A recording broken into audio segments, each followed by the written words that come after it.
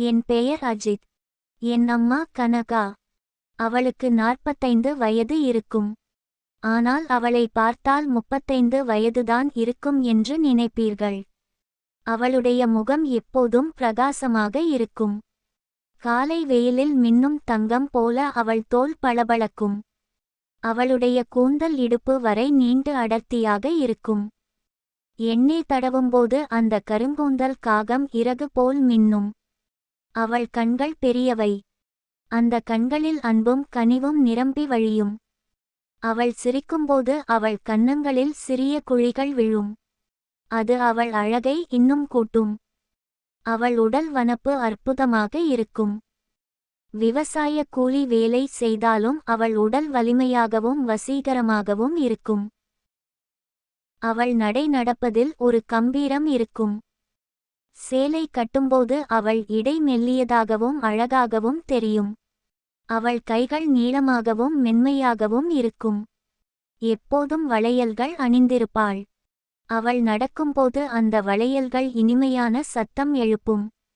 அவள் குரல் மிகவும் இனிமையானது. அவள் பேசும்போது யாரும் கேட்டுக்கொண்டே இருக்கலாம் போல் இருக்கும். நான் 28 வயது ஆகிறது. பொறியியல் பட்டம் முடித்து சென்னையில் ஒரு பெரிய மென்பொருள் நிறுவனத்தில் வேலை பார்க்கிறேன். நான் ஆர்டி உயரம் உள்ளவன்.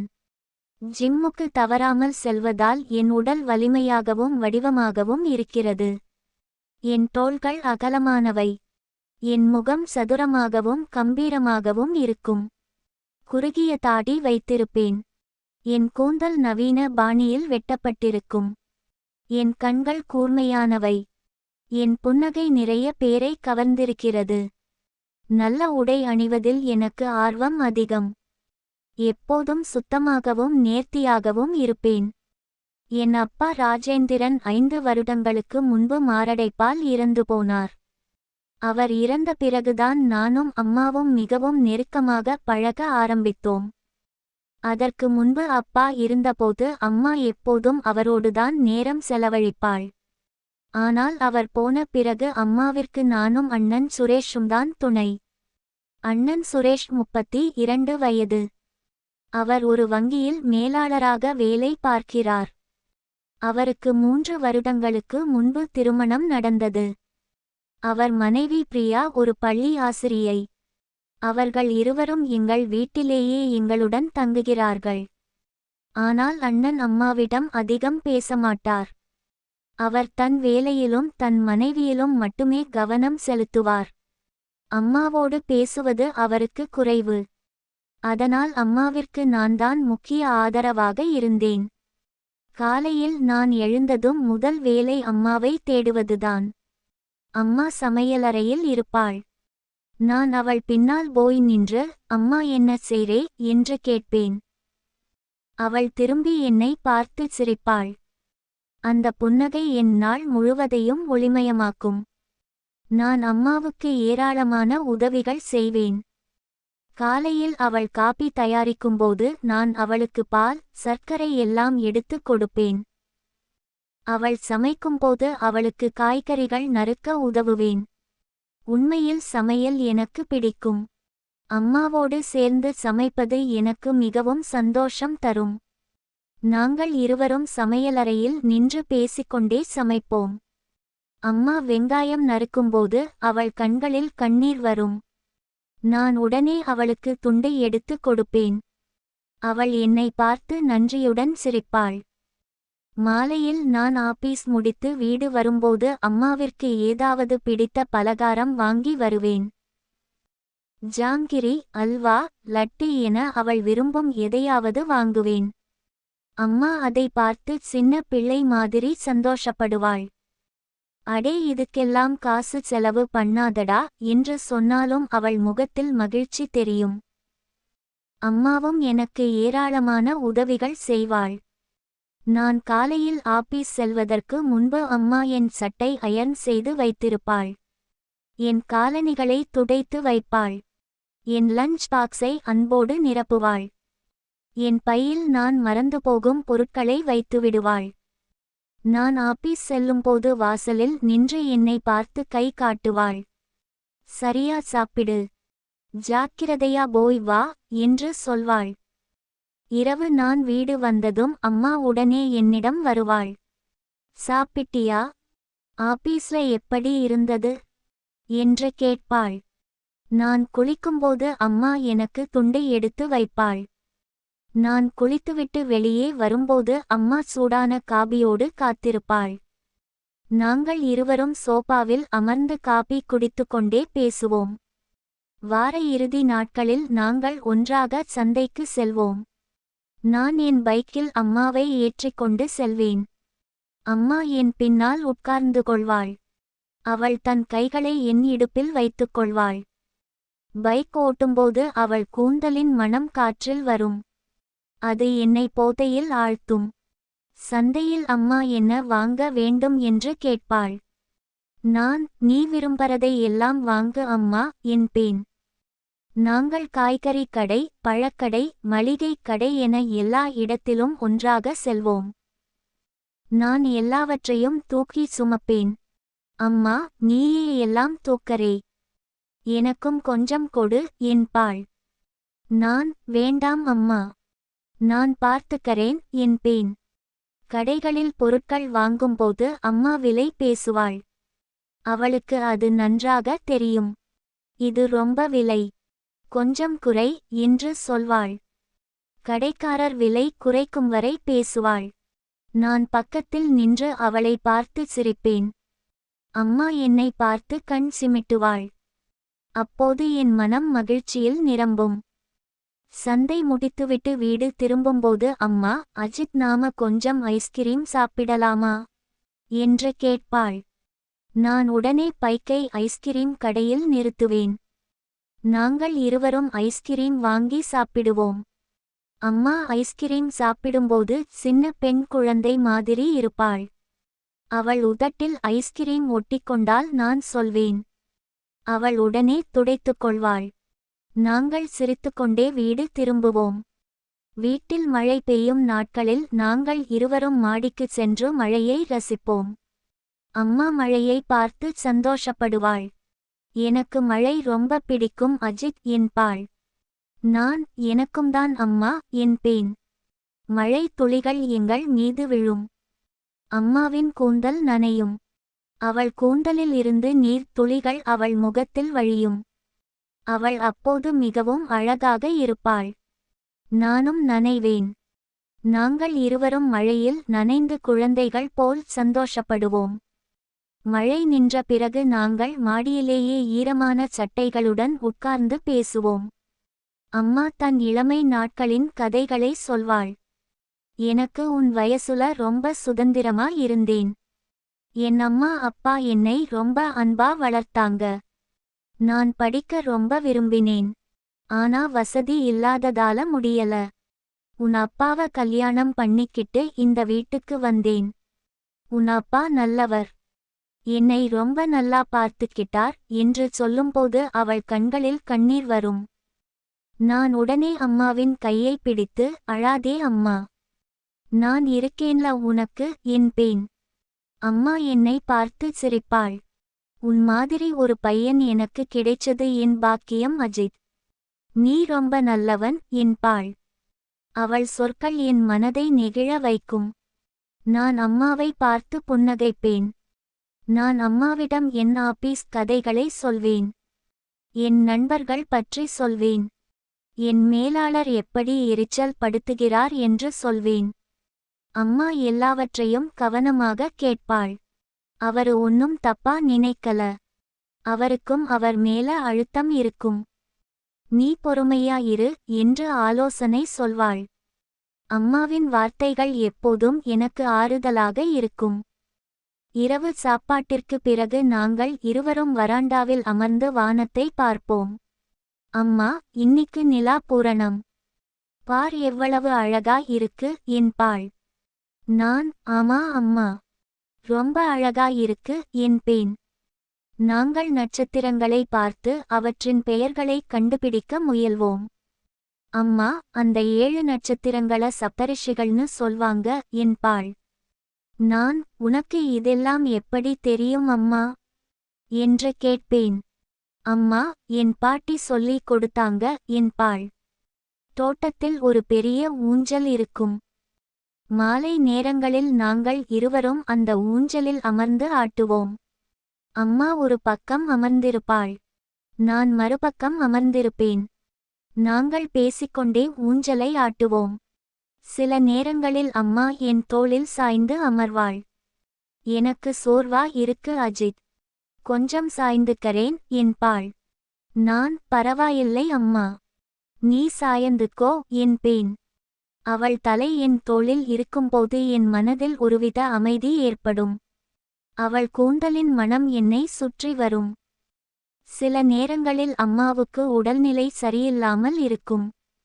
அப்போது நான் முழு கவனமாக அவளை கவனித்துக் கொள்வேன். அவளுக்கு மருந்து வாங்கி வருவேன். சூடான தண்ணீர் கொடுப்பேன். அம்மா எப்படி இருக்கு, வலி குறைஞ்சுதா என்று அடிக்கடி கேட்பேன். அம்மா, நீ இருக்கறதால எல்லாம் சரியாயிடும் அஜித் என்பாள். அம்மாவும் நான் உடல்நிலை சரியில்லாமல் இருந்தால் என்னை கவனமாக கவனித்துக் கொள்வாள். என்னை படுக்க வைத்து என் நெற்றியில் கை வைத்து காய்ச்சல் பார்ப்பாள். எனக்கு கஞ்சி செய்து ஊட்டுவாள். சாப்பிடு அஜித், நல்லா ஆயிடும் என்பாள். அவள் கைப்படும் உணவு எனக்கு அமிர்தம் போல் இருக்கும்.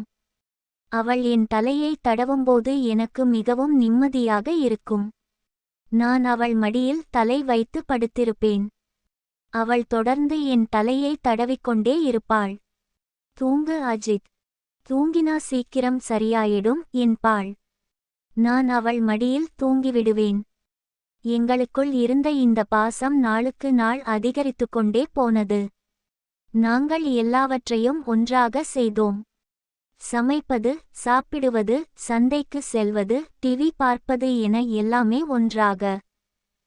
நாங்கள் தனியாக நேரம் செலவழிப்பது அதிகரித்தது. ஒரு வெள்ளிக்கிழமை மாலை நான் ஆபீஸ் முடித்து வீடு வந்தேன். அண்ணனும் அண்ணியும் பிரியாவின் சித்தப்பா வீட்டுக்கு இரவு தங்கி மறுநாள் திரும்புவதாக சொல்லிவிட்டு போய்விட்டார்கள். வீட்டில் நானும் அம்மாவும் மட்டும் இருந்தோம். அன்று மாலை நான் வீடு வந்தபோது அம்மா சமையலறையில் தேநீர் தயாரித்துக் கொண்டிருந்தாள். அவள் ஒரு அழகான சிவப்பு நிற சேலை கட்டியிருந்தாள். அவள் கூந்தலை பின்னல் பின்னி இருந்தாள். அவள் கழுத்தில் சிறிய தங்கச் சங்கிலி மின்னியது. அவள் அன்று மிகவும் அழகாக இருந்தாள். அம்மா, என்ன சமைக்கற என்று நான் கேட்டேன். உனக்கு பிடிச்ச சாம்பார் பண்ணலாம் நினைச்சேன் என்றாள் அம்மா. நான் அவள் பின்னால் போய் நின்றேன். நான் உதவி பண்றேனா என்று கேட்டேன். சரி, கத்தரிக்காய் வெட்டு என்றாள் அம்மா. நான் கத்தரிக்காய் வெட்ட ஆரம்பித்தேன். அம்மா பக்கத்தில் நின்று வெங்காயம் நறுக்கினாள். எங்கள் கைகள் அவ்வப்போது ஒன்றையொன்று தொட்டன. ஒவ்வொரு முறையும் ஒரு மின்சாரம் போல் உணர்ந்தேன். தேநீர் தயாரான பிறகு நாங்கள் இருவரும் சோபாவில் அமர்ந்தோம். அம்மா என் பக்கத்தில் சற்று நெருக்கமாக அமர்ந்தாள். நாங்கள் பேச ஆரம்பித்தோம். பேச்சு பல விஷயங்களுக்கு சென்றது.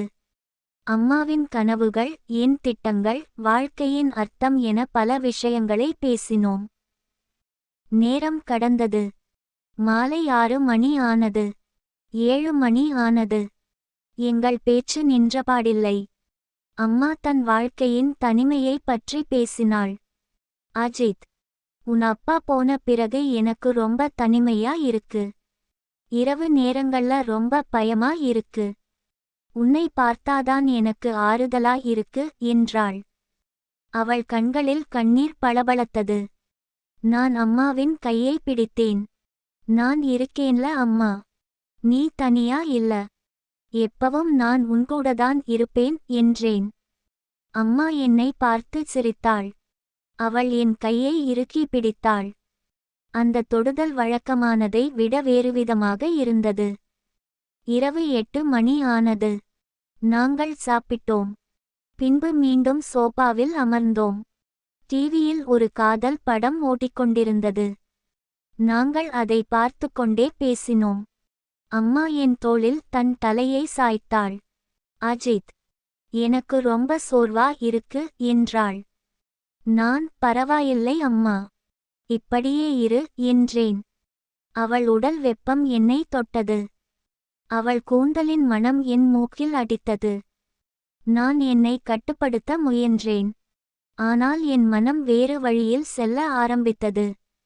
நான் என் கையை அவள் தோளில் போட்டேன். அம்மா எதுவும் சொல்லவில்லை. அவள் என்னோடு இன்னும் நெருக்கமாக அமர்ந்தாள். நேரம் 10 மணியை தாண்டியது. 11 மணி ஆனது.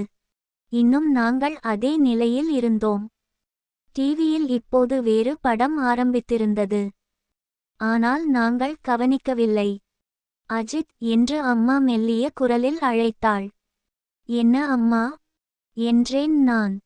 அவள் என்னை பார்த்தாள். அவள் கண்களில் ஏதோ புதிதாக இருந்தது. அவள் கைகள் நடுங்கின. எனக்கு தெரியல என்ன நடக்குதுன்னு. ஆனா எனக்கு பயமா இருக்கு என்றாள். நானும் பயந்தேன். ஆனால் நான் என்னை கட்டுப்படுத்த முடியவில்லை. என் மனம் ஒரு இருண்ட பாதையில் செல்ல ஆரம்பித்தது. நான் அம்மாவை என் பக்கம் திருப்பினேன். அவள் எதிர்ப்பு காட்டவில்லை. எங்கள் முகங்கள் மிக நெருக்கமாக இருந்தன. அன்றைய இரவு நாங்கள் ஒரு பயங்கரமான தவறு செய்தோம். தாய்மகன் என்ற புனித உறவை மீறினோம்.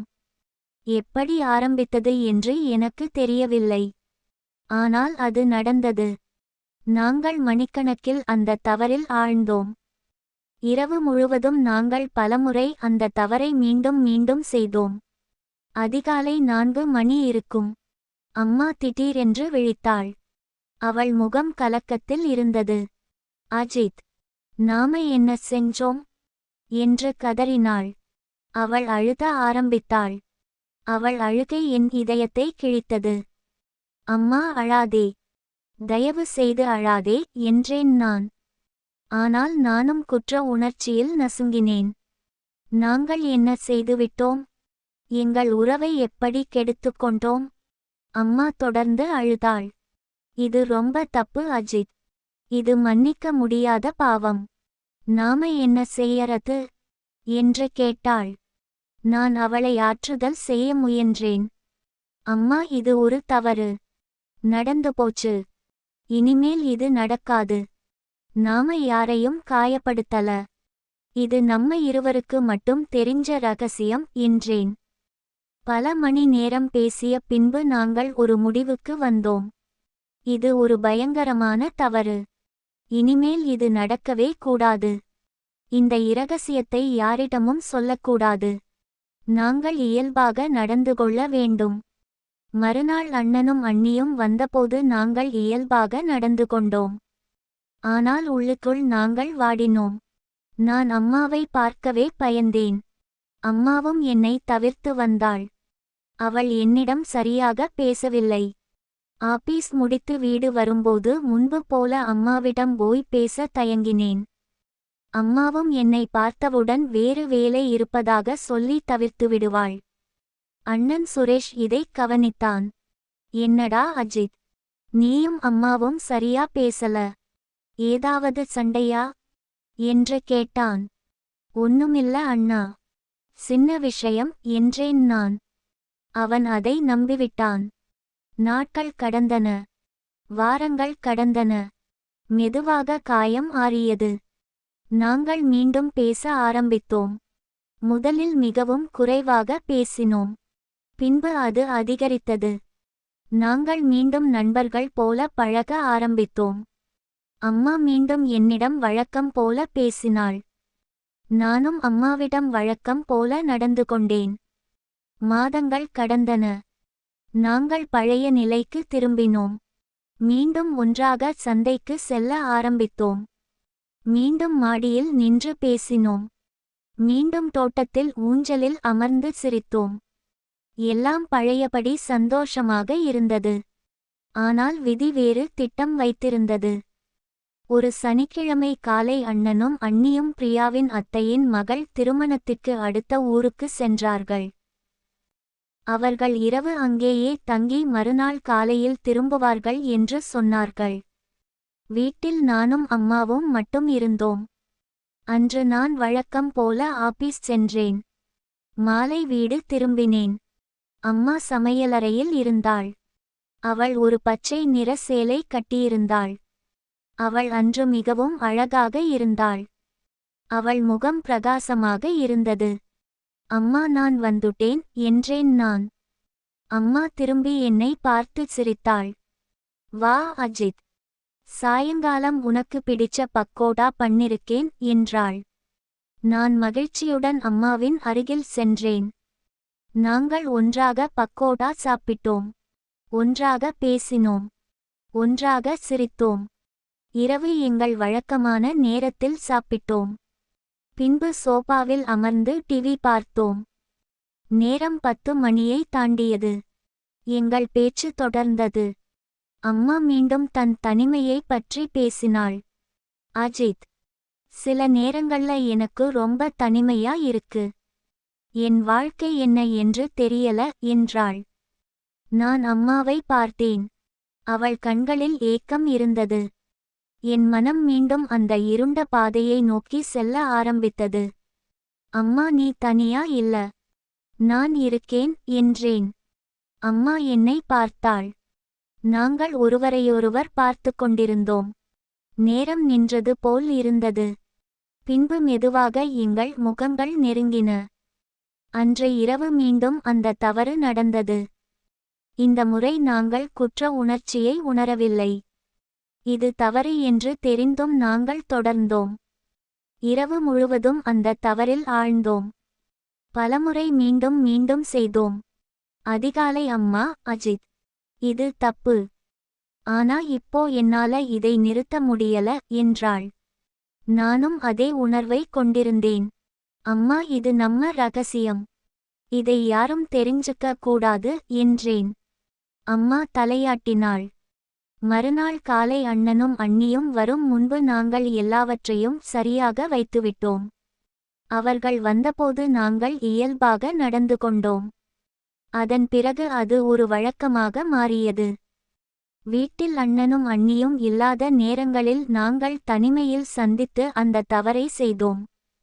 மாடியில், தோட்டத்தில், என் அறையில், அம்மாவின் அறையில் என வாய்ப்பு கிடைக்கும் போதெல்லாம் நாங்கள் அந்த பாவத்தை செய்தோம். நாங்கள் மிகவும் கவனமாக இருந்தோம். யாருக்கும் சந்தேகம் வரக்கூடாது என்று பார்த்து கொண்டோம்.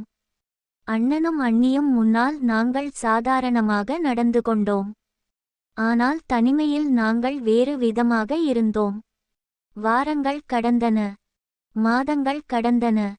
இந்த தவறு தொடர்ந்தது. நாங்கள் பழைய வீட்டையும் பயன்படுத்த ஆரம்பித்தோம். அந்த வீடு எங்கள் பெற்றோர் முன்பு வசித்த இடம். இப்போது யாரும் அங்கே போவதில்லை. அது எங்களுக்கு நல்ல இடமாக இருந்தது. ஒரு ஞாயிற்றுக்கிழமை பகல் அண்ணனும் அண்ணியும் திரைப்படம் பார்க்க சென்றார்கள். நானும் அம்மாவும் பழைய வீட்டிற்கு சென்றோம். அங்கே நாங்கள் அந்த தவறை செய்து கொண்டிருந்தோம். நாங்கள் முழுவதுமாக அதில் ஆழ்ந்திருந்தோம். எங்களைச் சுற்றி உலகம் இருப்பதை மறந்தோம். திடீரென்று கதவு திறந்தது. அண்ணனும் அண்ணியும் உள்ளே நுழைந்தார்கள். பிரியாவிற்கு திடீரென்று தலைவலி வந்ததால் அவர்கள் படம் பார்க்காமல் திரும்பி வந்திருந்தார்கள். பழைய வீட்டில் ஏதோ சத்தம் கேட்டதால் அவர்கள் வந்து பார்த்தார்கள். அவர்கள் கண்ட காட்சி அவர்களை உறைய வைத்தது. நானும் அம்மாவும் அதிர்ச்சியில் உறைந்து போனோம். பிரியா கதறினாள். அண்ணன் திகைத்து நின்றான். அவன் முகம் கோபத்தாலும் அதிர்ச்சியாலும் சிவந்தது. என்னடா இது என்று அண்ணன் கத்தினான். அண்ணா, நான் என்று ஆரம்பித்தேன். ஆனால் என்ன சொல்வது என்று தெரியவில்லை. அம்மா அழ ஆரம்பித்தாள். அவள் வெட்கத்தில் தலை குனிந்தாள். நீங்க என்ன செஞ்சீங்க? இது என்ன கொடுமை? அம்மாவுமா மகனுமா? இது என்ன பாவம் என்று அண்ணன் கத்தினான். பிரியா அழுதபடியே தன் மொபைலில் தன் பெற்றோருக்கு போன் செய்தாள். வீட்டிற்கு திரும்பினோம். பெரிய சண்டை நடந்தது. அண்ணன் என்னையும் அம்மாவையும் கடுமையாக திட்டினான். இதை எவ்வளவு நாளா செய்றீங்க? எவ்வளவு முறை செஞ்சீங்க? எனக்கு என்ன தெரியாமல எவ்வளவு நாள் இந்த அசிங்கத்தை செஞ்சீங்க என்று கேட்டான். நான் எதுவும் பதில் சொல்ல முடியவில்லை.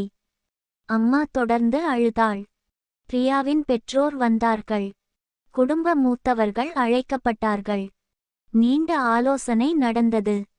இறுதியாக ஒரு முடிவு எடுக்கப்பட்டது. நான் வேறு ஊருக்கு மாற்றல் கேட்டு உடனடியாக வீட்டை விட்டு வெளியேற வேண்டும். அம்மா தனியாக சிறிய வீட்டில் தங்கி விவசாய வேலை தொடர வேண்டும். அண்ணனும் ரியாவும் பெரிய வீட்டில் தொடர்ந்து வசிப்பார்கள். நானும் அம்மாவும் ஒருபோதும் தனியாக சந்திக்கக்கூடாது. ஒரு வாரத்தில் நான் மும்பைக்கு மாற்றல் வாங்கி சென்றேன். அம்மாவை கடைசியாக பார்த்தபோது அவள் தொடர்ந்து அழுது கொண்டிருந்தாள். என்னை மன்னிச்சுடு அஜித். என்னால உனக்கு இந்த கஷ்டம் வந்துருச்சு என்றாள். நான், அம்மா இது என் தவறும்தான். நான் மன்னிப்பு கேட்கறேன் என்றேன். நான் மும்பை சென்றேன். அங்கே தனிமையில் வாழ்ந்தேன். ஒவ்வொரு நாளும் என் தவறை எண்ணி வருந்தினேன். அம்மாவை நினைத்து அழுதேன். ஆனால் இது எனக்கு தண்டனை என்று புரிந்தது. அம்மா சிறிய வீட்டில் தனியாக வாழ்ந்தாள்.